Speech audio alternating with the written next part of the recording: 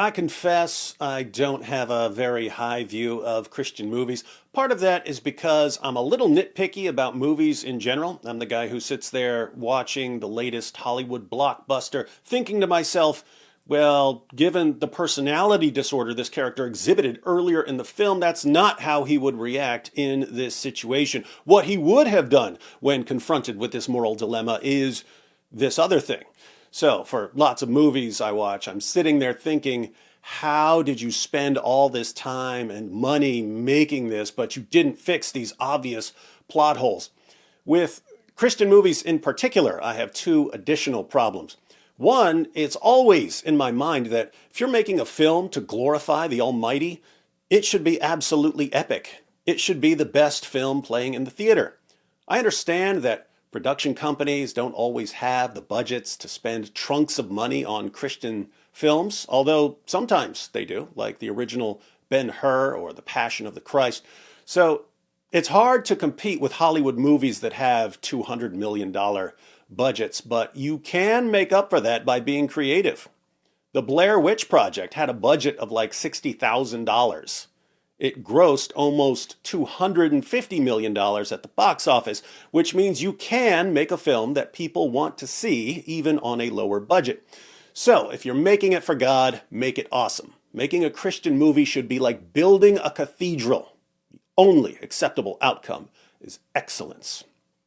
Two, Christian movies tend to water down and oversimplify reality. And there's a reason for that. If you're making a Christian movie, part of your target audience is little old Christian ladies who are going to go watch it after their pastor recommends it at church.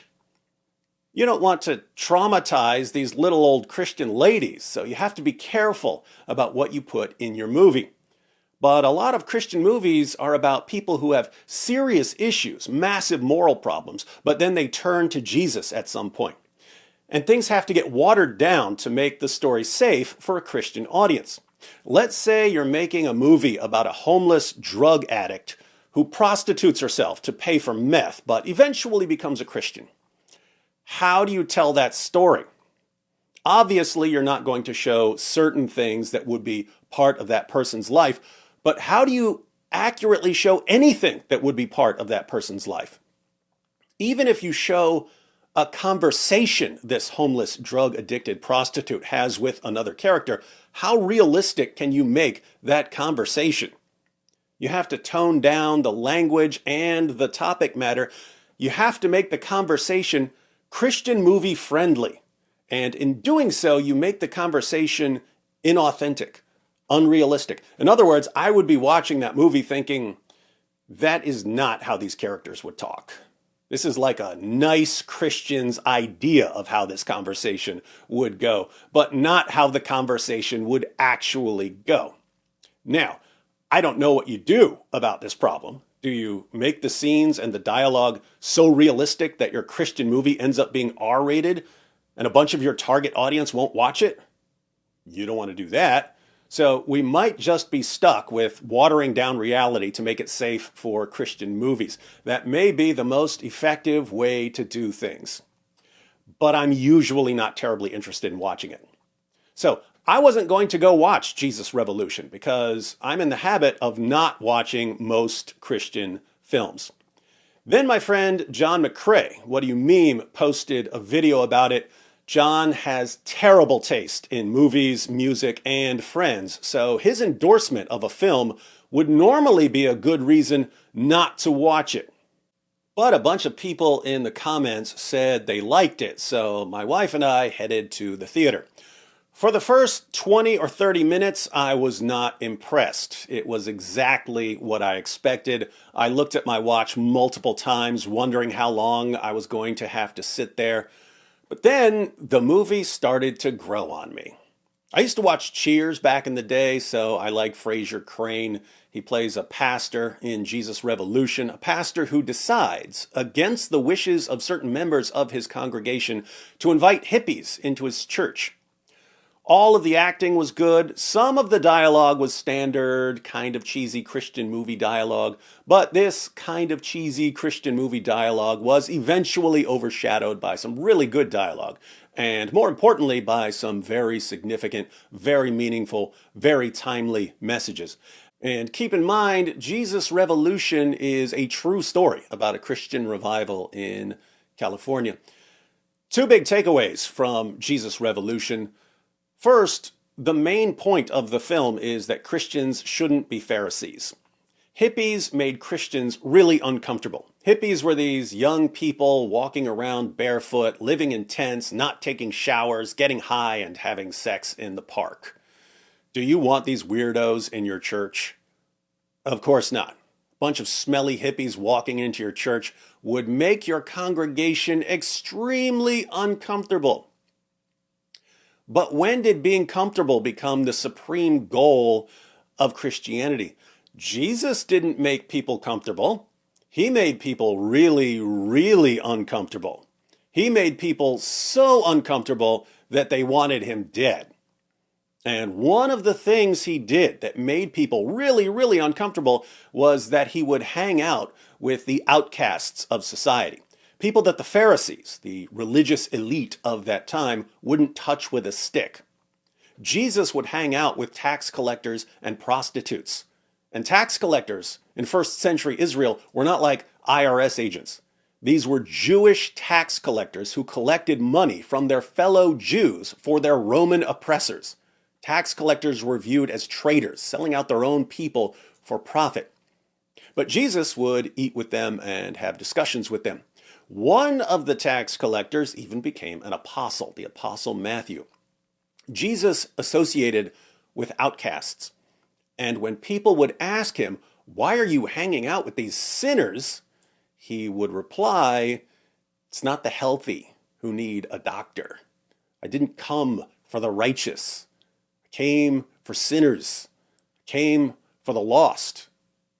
That idea should be built into Christianity, and yet every generation has its share of Pharisees. The Pharisees weren't just a first century Jewish group. The Pharisee mindset is always with us, telling us, stay away from those people. Those people are too awful. In fact, as I was watching Jesus Revolution, checking my watch, and we got to the part where Frazier started bringing hippies into his church, and some of his congregation left, I began wondering, am I being a film Pharisee? Do I think I'm too good for this movie because it's not Mad Max Fury Road? Am I sitting here in judgment instead of just watching a film and seeing where it goes? Indeed, I was. I was being a film Pharisee. But I kept watching, and they did an excellent job making a point about Christians doing the difficult work of opening their arms to society's outcasts, like Jesus did. Second, Jesus Revolution made a good point about God using people who are far from perfect. The original disciples of Jesus were a band of misfits. Then they were joined by the Apostle Paul, who started off as a Pharisee and a Christian killer. And somehow this band of misfits turned the world upside down. Even after the most powerful empire the world had ever seen targeted them for destruction.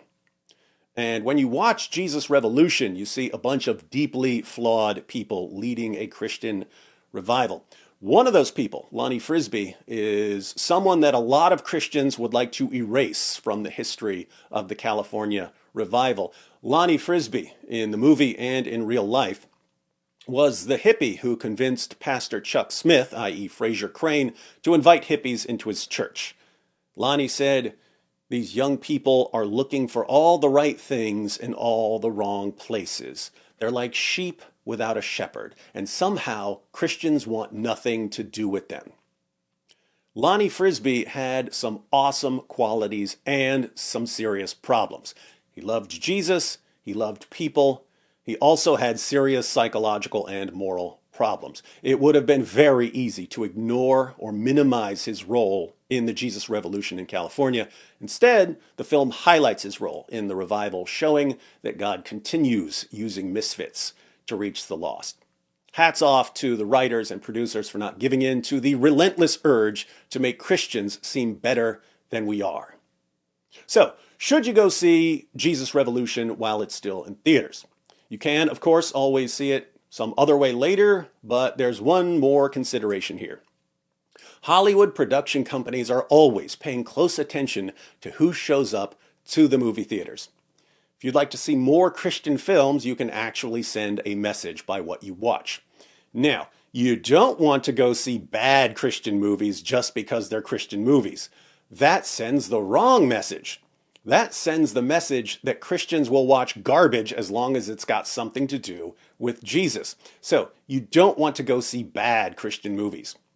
But if a Christian film is worth watching, Christians should go watch it. And Jesus Revolution is worth watching. Side note for those of you with normally functioning human emotions, my wife was crying for like half the movie. So, Jesus Revolution is apparently quite moving for normal people.